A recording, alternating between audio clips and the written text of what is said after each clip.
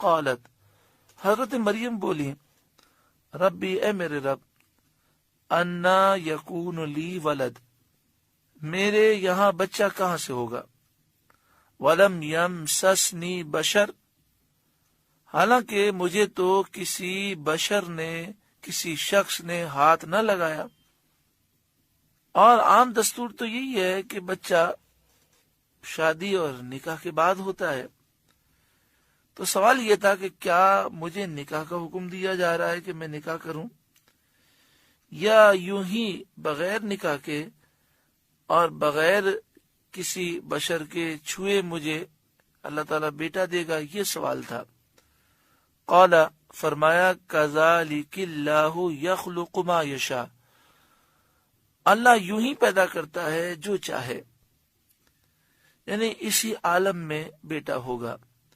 اذا قضا امرا، جب کسی کام کا حکم فرمائے، فانما یقول له، تو اس کام سے یہی کہتا ہے، یعنی اللہ تعالیٰ اس کام سے فرماتا ہے کن ہو جا، فیکون، وہ فوراً ہو جاتا ہے۔ جب بھی کن فیکون کی آیت کریمہ جہاں بھی آتی ہے، اس میں اللہ تعالیٰ کی قدرت کا ذکر ہے، اور پھر جب ایک مسلمان اسے پڑھتا ہے تو اس کا عقیدہ اور مضبوط ہو جاتا ہے۔ ایسے موقع پر جو دعا کی جائے وہ قبول ہو جاتی ہے۔ اس کی وجہ یہ ہے کہ جب اللہ تعالیٰ کی بارگاہ میں یقین سے دعا مانگی جائے تو فوراً قبول ہوتی ہے۔ ہم عرض کرتے ہیں کن فیکون کے مالک، ہماری تمام دلی جائز تمنائیں، دعائیں اور آرزویں جو ہم نے کی ہیں آئندہ کریں گے، خیر و عافیت کے ساتھ ہم سب کے حق میں اور تمام مسلمانوں کے حق میں قبول فرما۔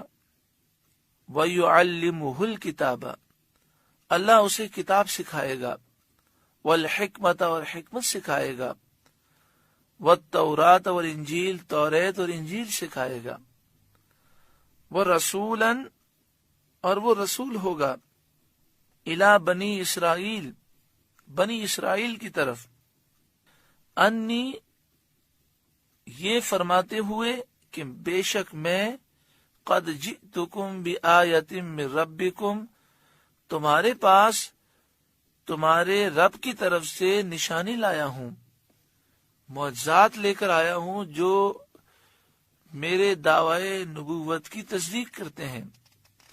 انی، بے شک میں، اخلق لکم من الطین، تمہارے لیے مٹی سے بناتا ہوں، کہیئۃ الطیر، پرندے کی صورت، یعنی مٹی سے میں ایک پرندہ بناتا ہوں، فانفخ فیہ، پھر اس میں پھونک مارتا ہوں، فیکون طیرا باذن اللہ، تو وہ فوراً پرندہ ہو جاتا ہے اللہ کے حکم سے۔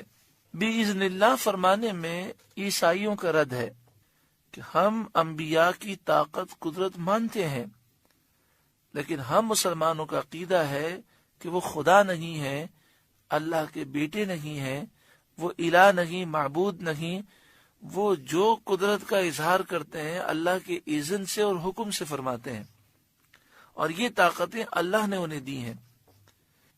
حضرت عیسیٰ علیہ السلام سے لوگوں نے کہا کہ آپ ایک چمگادر پیدا کر کے دکھائیں۔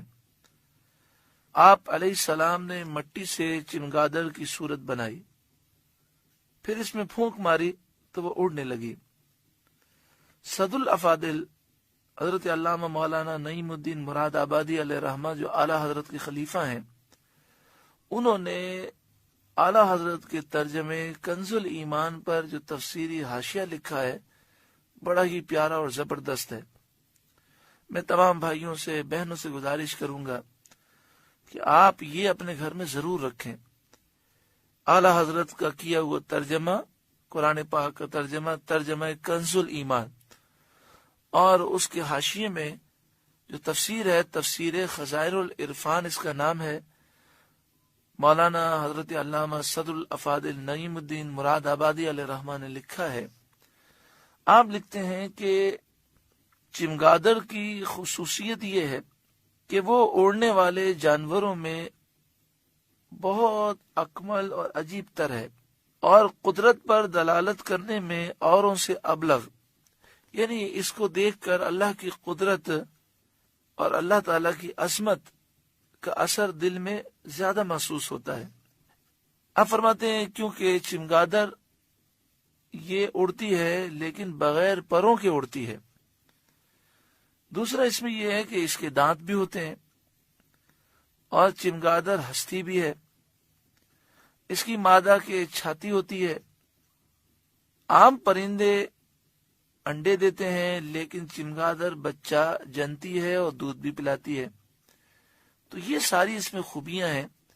تو حضرت عیسیٰ علیہ السلام نے چمگادڑ کو پیدا کیا، پھونک ماری تو وہ اللہ کے حکم سے پرندہ بن گئی، اس میں روح آ گئی۔ وَأُبْرِئُ الْأَكْمَحَ، اور میں شفا دیتا ہوں مادرزاد اندھے کو۔ اکمہ اس اندھے کو کہتے ہیں کہ جس کے چہرے پر آنکھوں کے سوراخ بھی نہ ہو۔ حضرت عیسیٰ علیہ السلام کے زمانے میں ایسے بچے پیدا ہوتے جن کی آنکھیں نہیں ہوتی اور آنکھوں کا سوراخ بھی نہیں ہوتا۔ تو حضرت عیسیٰ علیہ السلام مٹی سے آنکھوں کی سائز کے آپ ڈھیلے بناتے اور ان کے چہرے پر رکھ کر ہاتھ پھیرتے تو آنکھیں بن جاتی، انہیں بینائی نصیب ہو جاتی۔ والابرص، اور ابرص کے مریضوں کو میں شفا دیتا ہوں۔ سفید داغ والے کو ابرص کہتے ہیں۔ ابرص کا جو مرض ہے، یعنی برس کا جو مرض ہے، یہ اس زمانے میں بھی لا علاج تھا اور آج بھی کوئی اس کا صحیح معنوں میں علاج دریافت نہیں ہو سکا۔ زیادہ یہ ہوتا ہے کہ ڈاکٹر ایسی دوائیں دیتے ہیں اور وہ کوشش کرتے ہیں کہ یہ مرض آگے نہ بڑھے، یا بڑی تیزی سے یہ بڑھ رہا ہوتا ہے تو وہ اس کی رفتار کم کرنے کی کوشش کرتے ہیں۔ اور بعض ادویات ایسی آتی ہیں کہ جہاں جہاں برس کے نشانات ہو گئے، جسم سفید ہو گیا، تو باقی جسم اور اس جسم میں فرق ہوتا ہے، وہ عجیب سا لگتا ہے، تو پورے جسم کو وہ سفید کرنے کی کوشش کرتے ہیں۔ تو حضرت عیسیٰ علیہ السلام کے زمانے میں طب اپنے عروج پر پہنچی ہوئی تھی اور طبیبوں اور حکیموں کے بڑے بڑے دعوے تھے۔ تو حضرت عیسیٰ علیہ السلام مادرزاد اندھوں کو آنکھیں دیتے، برس کے مریضوں کو شفا دیتے، اور اس سے طبیب عاجز تھے، تو لوگوں پر یہ ظاہر ہوا کہ یہ معجزہ ہے اور آپ اللہ کے سچے نبی ہیں۔ اب یہاں پر ایک بات ہے، حضرت عیسیٰ علیہ السلام فرماتے ہیں میں شفا دیتا ہوں برس کے مریض کو، میں آنکھیں دیتا ہوں، شفا دیتا ہوں مادرزاد اندھے کو، میں پرندہ بناتا ہوں مٹی سے اور اس میں پھونک مارتا ہوں تو پرندہ ہو جاتا ہے اللہ کے اذن سے۔ تو دیکھیں سارے کام اللہ کے اذن سے ہیں، مگر آپ فرماتے ہیں میں شفا دیتا ہوں، تو اس سے معلوم ہوا کہ اللہ کے نیک بندوں کو اللہ نے یہ طاقت دی ہے، اور اس طرح کہنے میں کوئی حرج نہیں۔ مثلا ہم کہیں کہ حضور غوث اعظم کی دعا سے اللہ کے اذن سے شفا ملتی ہے، اللہ کے نیک بندوں کی دعا سے مشکلات حل ہوتی ہیں، اللہ کے نیک بندے اللہ کے اذن سے مشکلات حل کرتے ہیں، تو یہ کوئی شرک والی بات نہیں ہے، کیونکہ ہم نے کہا اللہ کے اذن سے، نہ خدا مانا، نہ الہ، نہ معبود، نہ اللہ کا بیٹا، اور یہ بھی نہیں کہا کہ وہ اللہ کے اذن کے بغیر کرتے ہیں، اللہ کے اذن اور اللہ کے حکم سے وہ شفا بھی دیتے ہیں، مدد بھی کرتے ہیں۔ وَأُحْيِي الْمَوْتَى، اور میں مردے زندہ کرتا ہوں، بِإِذْنِ اللہ، اللہ کے اذن سے۔